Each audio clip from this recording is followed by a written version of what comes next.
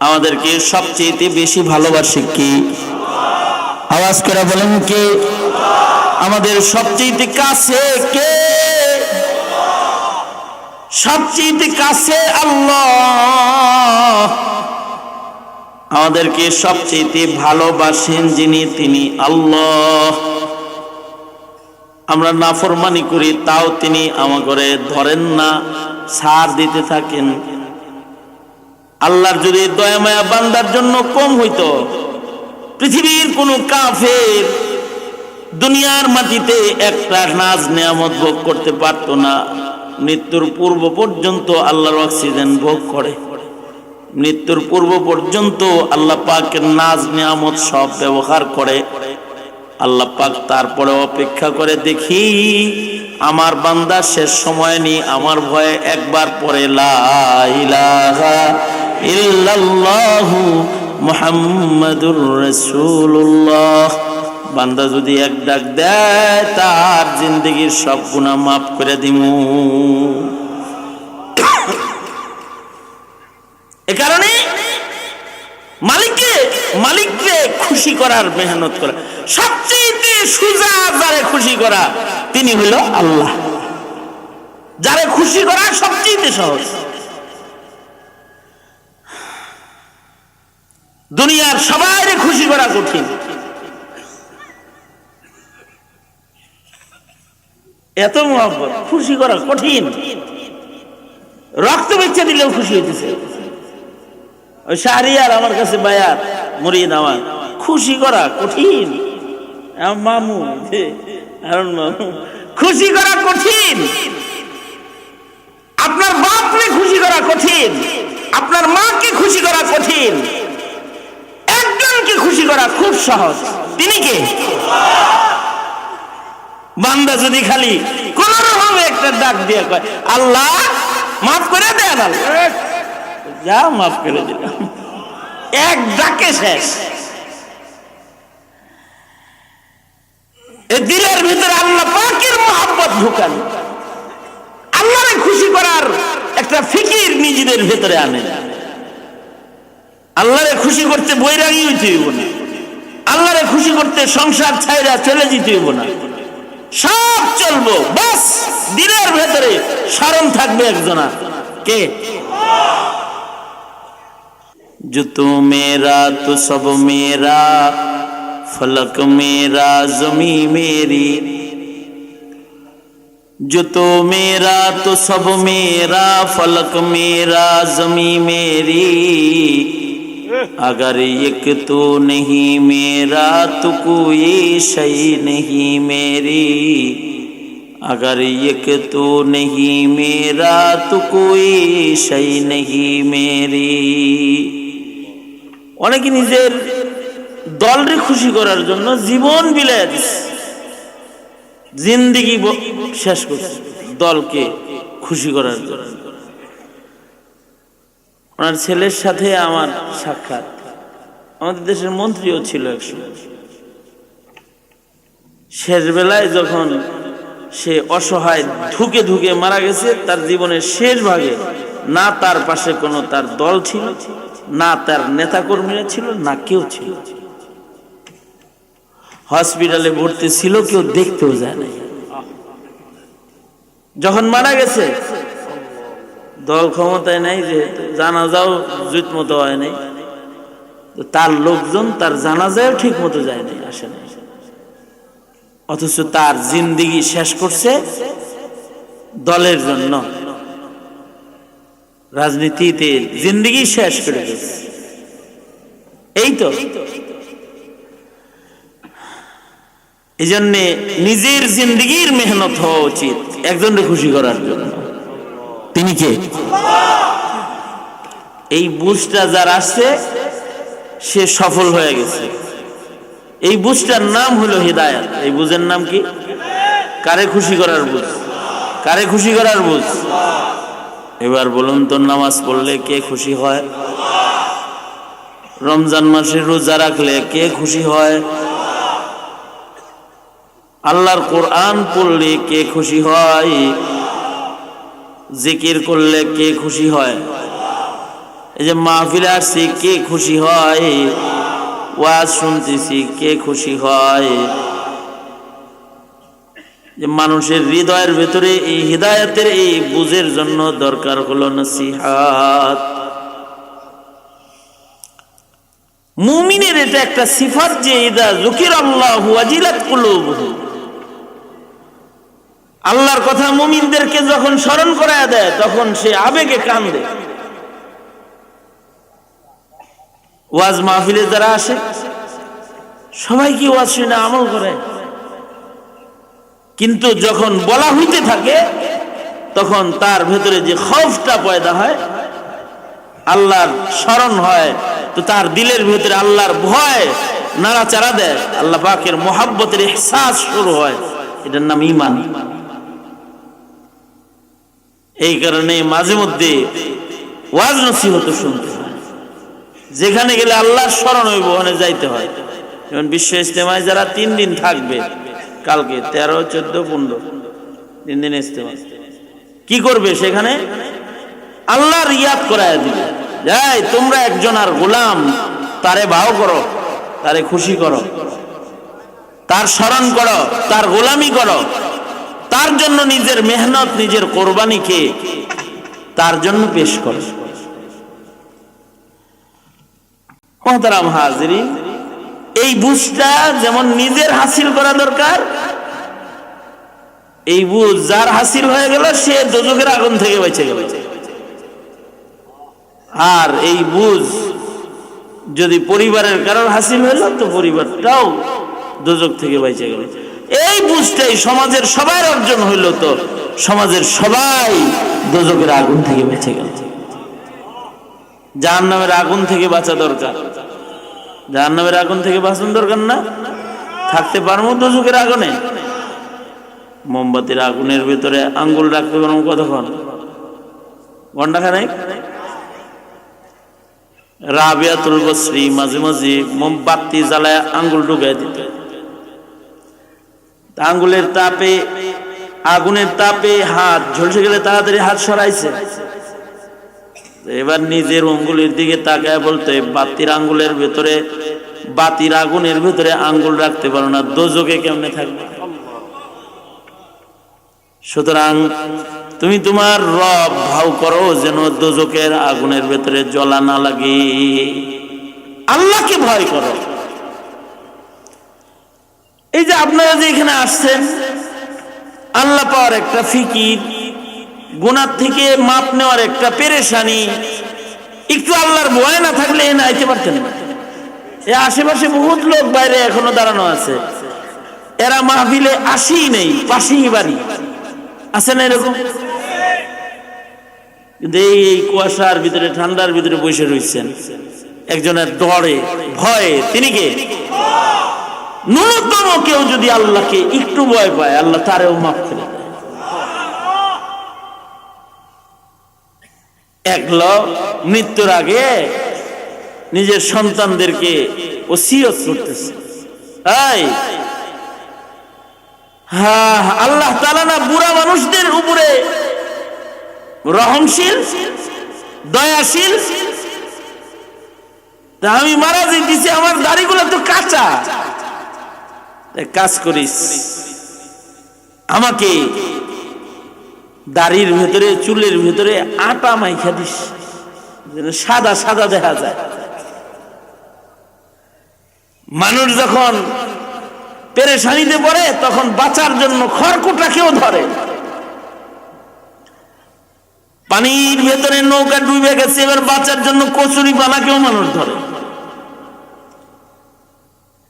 মৃত্যুর পূর্ব মুহূর্তে এবার মুখে কত কিছু তাড়াইতেছে, তোর সন্তানরে বলে আমার দাড়িগুলা কি সাদা রং মাইখা দিবি, আটা মাখায়া দিবি, যেন আমার বুড়া বুড়া লাগে, তাহলে আল্লাহর মায়া হইবে। আবার বলতেছে আর একটা কাম করিস, আমারে পুরান কাপড় দিয়া কাফন বানায়া, কাফন পড়ায়া আমাকে কবরে নামাই দিস, ফেরেশতারা আইসা যেন বুঝে যে এর সওয়াল জবাব হয়ে গেছে। এই জন্য আমারে পুরান কাপড় পড়ায়া দিস, কারণ জিন্দেগি এমন ভাবে সময় নষ্ট করছি যে আল্লাহর কোনো প্রশ্নের উত্তর দিয়ে জান্নাত পাওয়ার মতো শক্তি আমার নাই।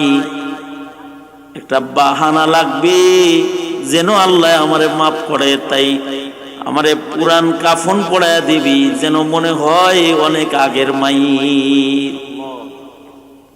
ফিরিস্তারা যখন কবরে ঢুকবে তখন যেন এই ভুল ধান্দা করে যে এটা কি নতুন কবরে ঢুকলাম না পুরান কবরে ঢুকলাম। এতটুকুন ভয় লইয়া কেউ কবরে গেছে, বাস আল্লাহর কাছে এই ভয়টুকুন তাকওয়া আল্লাহ কবুল হয়েছে। ওই যে আল্লাহর নামের একটা আল্লাহ পাকের কাছে যখন কবরে রাখছে আল্লাহ তাআলা ফিরিস্তাদেরকে বলে কি, ফিরিস্তারা আমার বান্দা আমারে এত ভয় পায়, দেখো না আমার ভয়ে জড়সড় হয়ে কবরে আসছে, ওরে ধার পাকড় করো না, প্রশ্ন করো না, আমি মাফ করে দিলাম। অনেক সময় সন্তান অপরাধ করার পরেও বাপে যখন আগায় যায় মারতে, দেখে কাঁপতেছে, তো মায় কয় দেখেন না কাঁপতেছে এখনো মারবেন, যা মাফ করে দিলাম। বাবা মার দয়া সন্তানের উপরে যেরকম ন্যূনতম কাঁপা কাঁপি, শরীর কাঁপতেছে এর লেগে মারে নাই, যেই বান্দার ভিতরে ওয়াজিলাত কুলুবুহুম একটু কাঁপা কাঁপি আছে আল্লাহর ভয়ে, আল্লাহ কয় যা তোরে মাফ করে দিলাম। কারণ মার ভালোবাসা বেশি না আল্লাহর ভালোবাসা বেশি? আমাদেরকে সবচেয়ে বেশি ভালোবাসে কি? আওয়াজ করে বলেন কে? আমাদের সবচেয়ে কাছে কে? সবচেয়ে কাছে আল্লাহ। আমাদেরকে সবচেয়ে ভালোবাসেন যিনি, তিনি আল্লাহ। আমরা নাফরমানি করি তাও তিনি আমাকে ধরেন না, ছাড় দিতে থাকেন। আল্লাহর যদি দয়া মায়া বান্দার জন্য কম হইতো, পৃথিবীর কোন কাফের দুনিয়ার মাটিতে একটা নাজ নিয়ামত ভোগ করতে পারতো না। মৃত্যুর পূর্ব পর্যন্ত আল্লাহর অক্সিজেন ভোগ করে, মৃত্যুর পূর্ব পর্যন্ত আল্লাহ পাকের নাজ নিয়ামত সব ব্যবহার করে।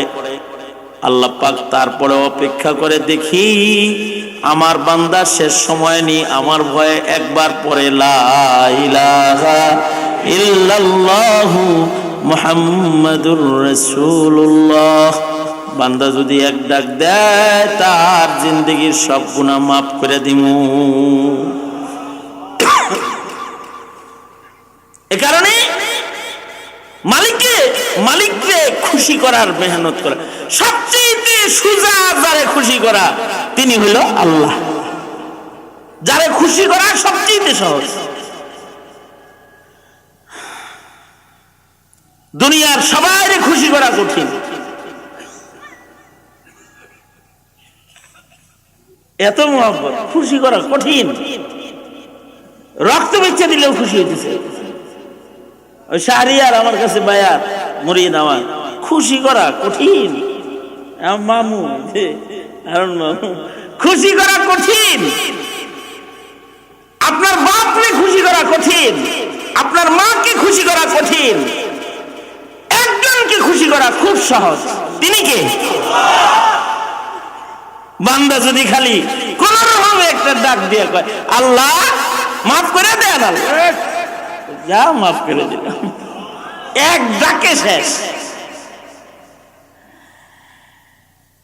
এই দিলের ভিতরে আল্লাহ পাকের মহব্বত ঢুকান, আল্লাহরে খুশি করার একটা ফিকির নিজেদের ভিতরে আনেন। আল্লাহরে খুশি করতে বৈরাগী হইতে হইব না, আল্লাহরে খুশি করতে সংসার ছাইরা চলে যেতে হইব না, সব চলবো, বাস দিলের ভেতরে স্মরণ থাকবে একজনা কে? খুশি হয়েছে। ইবাদত বন্দেগী তো কঠিন জিনিস না। 5 ওয়াক্ত নামাজ, এই তো 5 বেলা মসজিদে যাইবেন, নামাজ পড়বেন, হালাল হারাম বাইসা চলবেন, মাঝে মধ্যে জিকির যেন গুনাহ না হয়, বাস আল্লাহ পাক দেখবেন মাফ করে দিচ্ছে। এই জন্য আজ থেকে আল্লাহকে খুশি করার ফিকির করব ইনশাআল্লাহ। বেশি কিছু করা লাগবে না, 5 ওয়াক্ত নামাজ পড়ব ইনশাআল্লাহ। নামাজ কাজা করব না ইনশাআল্লাহ।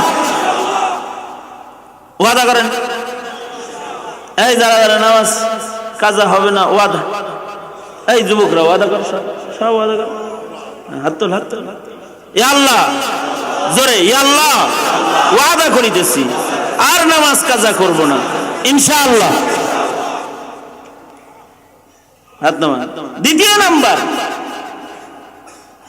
আল্লাহর নামের জিকির করবেন। জিকির জিকির জিকরুল্লাহ উচিত তো সকাল থেকে সন্ধ্যার, সন্ধ্যার থেকে সকাল সব সময় আল্লাহর নামের জিকির করা। আল্লাহ তাআলা বলেছেন, ইয়া আইয়ুহাল্লাযীনা আমানু যকুরুল্লাহা যিকরান কাসীরা। একটা ইবাদত আল্লাহ তাআলা সবচেয়ে বেশি করতে বলছে, সেটা হলো জিকরুল্লাহ।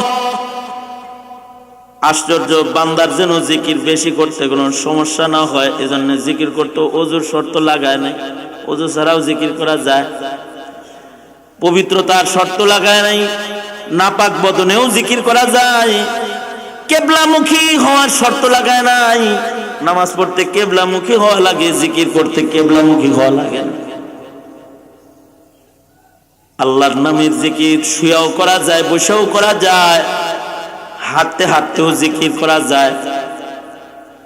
এর সাথে কোনো শর্ত লাগানো হয় নাই, নিঃশর্ত ইবাদত জিকরুল্লাহ। যে ইবাদতের কোনো শর্ত নাই, সেই ইবাদতের নাম কি? জোরে বলেন, আরো জোরে বলেন। এই ইবাদতের কোনো শর্ত নাই। নামাজের শর্ত আছে, শরীর পাক, কাপড় পাক, নামাজের জায়গা পাক, কিবলামুখী হওয়া।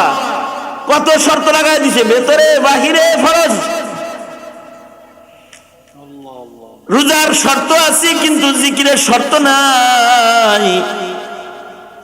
হার সময়, হার ওয়াক্তে, যে কোনো সময়, যে কোনো সময়ে, যে কোনো মুহূর্তে বান্দা জিকির করতে পারবে, ইজাজত আছে জিকিরের। নামাজের নিষিদ্ধ সময় আছে, রোজার নিষিদ্ধ সময় আছে, জিকিরের কোনো নিষিদ্ধ সময় নাই। ফুল টাইম খোলা দরওয়াজা, সব সময় বান্দা জিকির করতে পারবে। হ্যাঁ, এমনকি বান্দা যখন বাথরুমের ভিতরে থাকে, জিহ্বার জিকির বন্ধ থাকলেও কলবের জিকির বান্দার জারি রাখবে। সহজ করে দিছি, কোন ধরনের শর্ত ছাড়া একটা ইবাদত হলো জিকরুল্লাহ। যদি কেউ বেশি বেশি আল্লাহর নামের জিকির করে, তাহলে জিকরুল্লাহর বরকতে আল্লাহ পাকের মোহাব্বত দিলে আসবে। জিকরুল্লাহর বরকতে দিল সাফ হবে, জিকরুল্লাহর বরকতে ইবাদতের মজা দিলের ভেতরে প্রবেশ করবে। ইবাদত করতে একটা স্বাদ লাগে না? ইবাদত স্বাদের স্বাদের লাগবে, জিকির ছাড়া ইবাদত স্বাদ লাগে না। যারা জিকির করে না তাদের ইবাদত শুকনা শুকনা লাগবে, আর যারা জিকিরকারী হবে তাদের ইবাদত মজা মজা লাগবে, মজার লাগবে। নামাজে দাঁড়াইবো, মজা লাগবে। আজ থেকে জিকিরুল্লাহর আমল করব ইনশাআল্লাহ। বলেন, বেশি জিকির না, অল্প জিকির করেন। হযরত থানভী রাহমাতুল্লাহ আলাইহি তাসাউফের দরিয়াকে শিশির ভিতরে ঢুকে, একটা সাগরকে শিশির ভেতরে প্রবেশ করাইছে। বেশি জিকির লাগবে না, অল্প করে সবক শিখাইয়া দিচ্ছে। প্রতিদিন 100 বার সুবহানাল্লাহ বলেন আমার সাথে, আওয়াজ করে বলেন সুবহানাল্লাহ। আরো জোরে বলেন সুবহানাল্লাহ, সুবহানাল্লাহ। 100 বার, 100 বার আলহামদুলিল্লাহ বলেন, জোরে বলেন আলহামদুলিল্লাহ, আলহামদুলিল্লাহ। 100 বার লা ইলাহা ইল্লাল্লাহ বলেন, আরো জোরে আওয়াজ করে বলেন লা ইলাহা ইল্লাল্লাহ। 100 বার আল্লাহু আকবার। জোরে বলেন আল্লাহু আকবার, আল্লাহু আকবার, আল্লাহু আকবার। 100 বার ইস্তিগফার, আস্তাগফিরুল্লাহ বলেন, আরো জোরে বলেন আস্তাগফিরুল্লাহ, আস্তাগফিরুল্লাহ, আস্তাগফিরুল্লাহ, আস্তাগফিরুল্লাহ।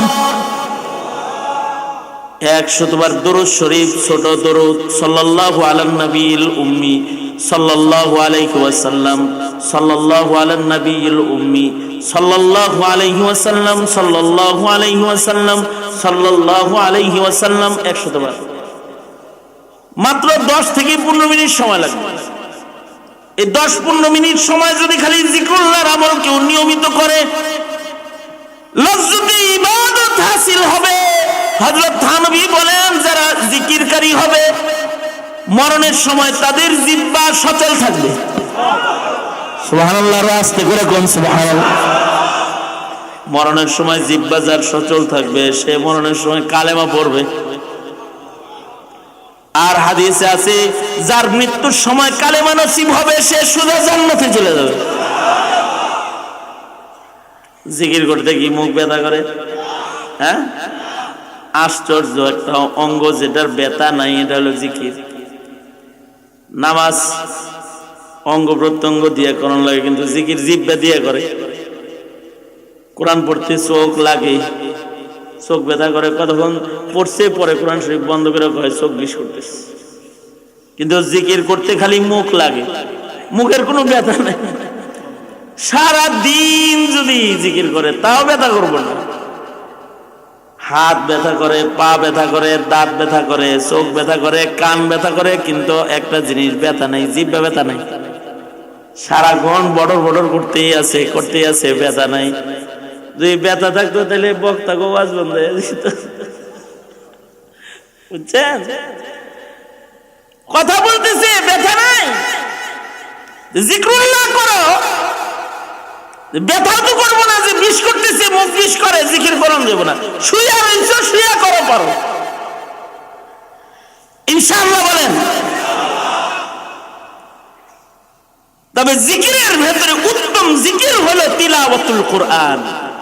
উত্তম জিকির কি?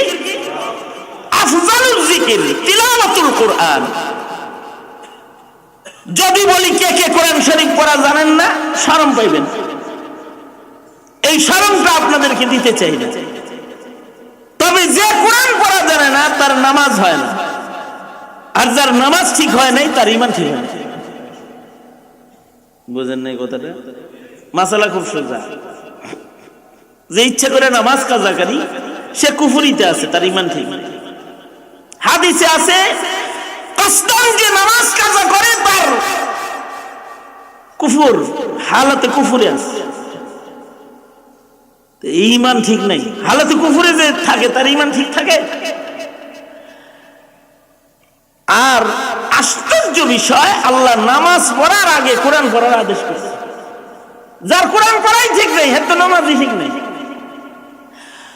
উতলু মা উহিয়া ইলাইকা মিনাল কিতাবি ওয়া আকিমিস সালাহ।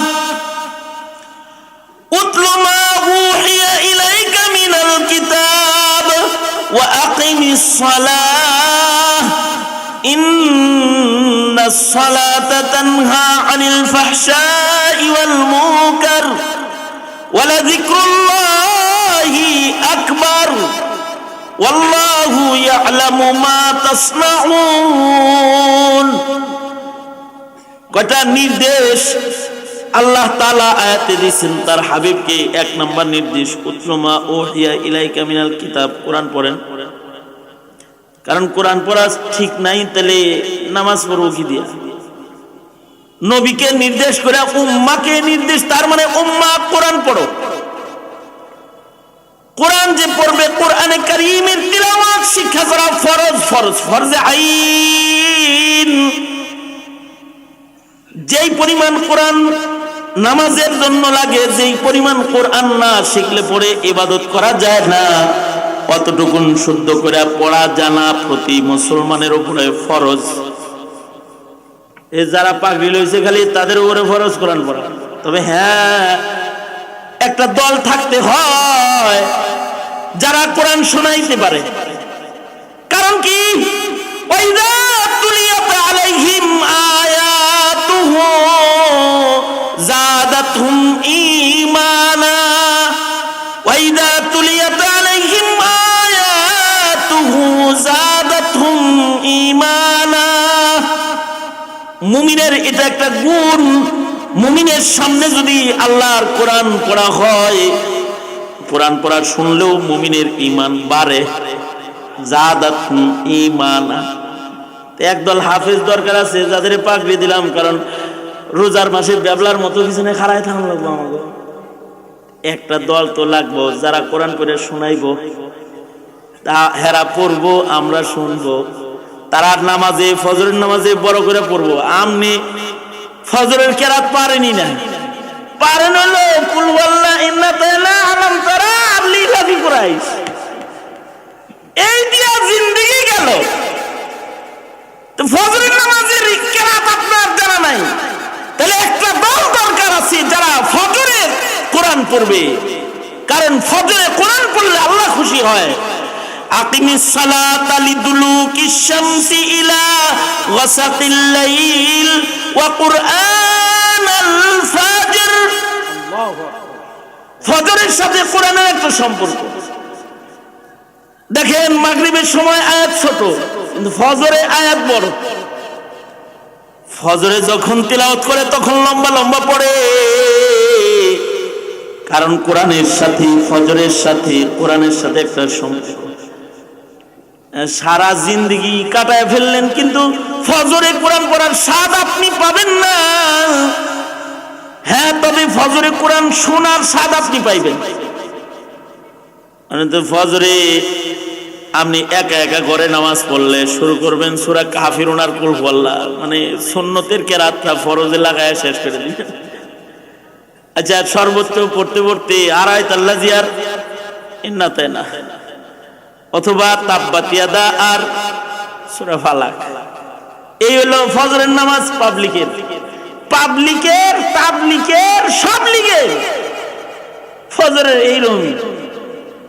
যারা তাবলিগ করেন এরা যে ফজরে একেবারে ফজরের সুন্নাত কেরাত পড়ার যোগ্যতা হয় চিল্লা লাগায়, তা না মিয়া, ওটা সূরা মুখস্থ করো খালি, এর চেয়ে বেশি পারো না। এটার জন্য দরকার তালিম, মাদ্রাসা। কিছু তো মুখস্থ করে কিছু পারে, কিন্তু কিছু কিছু দিয়া তো কুলের হুকুম হয় না।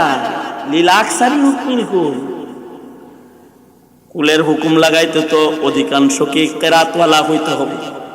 অধিকাংশকে কেরাতওয়ালা বানানোর একমাত্র জায়গা হেফজখানা, একমাত্র জায়গা মাদ্রাসা, যেখানে ছেলেরা সুন্দর করে কোরআন পড়তেছে। ফজরের পরে ওরা কোরআন পড়তেছে, ওরা যখন ওযু করে তখন কোরআন শরীফ পড়ে। ফজরের সময় যে ওযু করে, ফজরের সময় ওযু করতেছে, যে একটু পরে সবক শোনাই দিব, ওযু করতেছে আর কোরআন পড়া, সবক পড়া হারা, মনে মনে সবক করে ফেলেছে। সুন্নত পড়ে বৈশা থাকে, সবাই এক ধান্দা করে, আমি নিজে প্রত্যক্ষ করছি। সুন্নত পড়ে বৈশা রয়েছে, তো হেফজখানার ছেলে তো ধান্দা হলো 7 সবক শোনা লাগবে ফজরের পরে, তো ও সুন্নত পড়ে বসে বসে কোরআন শরীফ পড়তেছে, গুনগুন গুনগুন করতেছে। তো ওরে জিগাইলাম, কি করছিস? হুজুর 7 সবকের 3 পৃষ্ঠা পড়লাম। এই যে তিলাওয়াতুল কুরআন, এটা তালিম ছাড়া হবে না, এটা ঘরে হয় না, এটা মসজিদে হয় না, এটা মাদ্রাসা লাগে, এটা আসহাবে সুফফার নমুনা লাগে। সে আসহাবে সুফফার নমুনা এরকম ছোট ছোট বাচ্চাকে পাগড়ি দিবে। এক পিচ্চিরে পাগড়ি দিলাম, ওর বয়স তো মনে হয় 7 বছরের বেশি হইব না। এই একটা পিচ্চি যেটা, ওর বয়স কত? 7-8 বছর হইব। 30 পারা কোরআন মুখস্থ করেছে। ওরা এই 12 জনকে পাগড়ি দিছি, ওরা কোরআন শোনাবে, জাতিকে কোরআন শোনাবে। রমজান মাস আইলে জাতি ওরে খুঁজবে, একটু দাঁড়াও, আল্লাহর কোরআন পড়ো, আমগুলো একটু শোনাও। আল্লাহু আকবার বলেন, আল্লাহু আকবার। আমরা তো পড়াও জানি না, কমাস কম তুমি পড়ো, আমরা শুনি। লাভ কি হবে? ওয়াইদা তুলিয়াত আলাইহিম আয়াতু, ওয়াইদা তুলিয়াত আলাইহিম আয়াতুহু যাদাতহুম ঈমানা। মুমিন কোরআনের তেলাওয়াত শুনলেও মুমিনের ঈমান বাড়ে। এই কারণে ওয়াজ মাহফিলে যায়, তেলাওয়াত শুনে তো ঈমান বাড়ে। এই যে এতক্ষণ ধরে ওয়াজ হইছে, অনেকের দিলের ভিতরে এটা আসছে, যা আর নামাজ কাজা করুন না, আর গুনাহ করুন না, এই ঈমান বাড়ছে। মানে আগে এক হালত ছিল, এখন আর এক হালত হয়েছে। এই ঈমান বাড়ার যে এই কাম, এটা আল্লাহর কালাম শ্রবণের মাধ্যমে মানুষের ঈমান বাড়তে থাকে। এই জন্য নিজেদের ঈমান বাড়াইবেন, ঘরেও ঈমান বাড়াইবেন। বাচ্চাদেরকে ঘরের ভিতরে কোরআন পড়াইবেন, তো ঘরে বাচ্চারা কোরআন পড়বে, তো ঘরের সদস্য যারা তাদের ঈমান বাড়বে। পড়াইবেন তো, এই পড়াইবেন তো, ঘরে কোরআনের তিলাওয়াত চালু করবেন। কারা কারা ইয়াদ থাকবে তো? এই আল্লাহর উপরে ভরসা করবেন। ভরসা কার উপরে? কারোর উপরে ভরসা করে লাভ নাই, ছেলের উপরে ভরসা করে লাভ নাই, বউয়ের উপরে ভরসা করে লাভ নাই, স্বামীর উপরে ভরসা করে লাভ নাই, দুনিয়ার কারোর উপরে ভরসা নাই। মুমিনের ভরসা একমাত্র কে? আওয়াজ করে বলেন, যারা বলেন কে? আল্লাহ। ওয়া আলা রাব্বিহিম ইয়াতাওয়াক্কালুন। মুমিনের এটা একটা সিফাত, মুমিন ভরসা করবে একমাত্র আল্লাহর উপরে। দোয়া করেন আল্লাহ তাআলা মুমিনের এই যে তিনটা সিফাত বললাম, এই তিন সিফাত আমাদেরকে দান করে। জোরে বলেন আমিন। মেম্বার মহোদয়, অতিথি মেহমান যারা আসছে এখানে আনতে পারতেন না, এই ভিড়ের সময় কমাস মাদ্রাসার খাতিরে। এখন মাদ্রাসার খাতিরে যে আপনাদের এলাকায় আসলে, আপনাদের কাছে মাদ্রাসার আমানত দিয়ে গেল, আপনারা এই মাদ্রাসার খেদমত করবেন। এলাকাবাসী সবাই মিলে মাদ্রাসার খেদমত করবেন ইনশাআল্লাহ। বলেন। আমি তো দুপুর থেকে আমার ব্যস্ততা শুরু হয়, এই যাইতে হয়, কথা বলতে হয়, সফর করতে হয়। এই ব্যস্ততার ভিড়ে এখানে আসা একমাত্র কারণ মাদ্রাসা। শাহরিয়ার আমার কাছে ভাইয়া, সে যা বলছে যে হুজুর আমার মাদ্রাসার হাফেজ ছেলেগুলারে আপনার হাতে পাগড়ি দেব, আমার এলাকাবাসীকে সামনে নিয়ে আপনি পাগড়ি দিবেন, যাইতে দিব। আল্লাহ পাক আনছে, আসছে। এই ছেলেগুলারে পাগড়ি দিলাম, মাদ্রাসাতুল হিকমা অভিভাবক হিসাবে আপনাদের সকলের হাতে দিয়ে গেলাম। এই মাদ্রাসাকে দেখভাল করবেন ইনশাআল্লাহ। বলেন।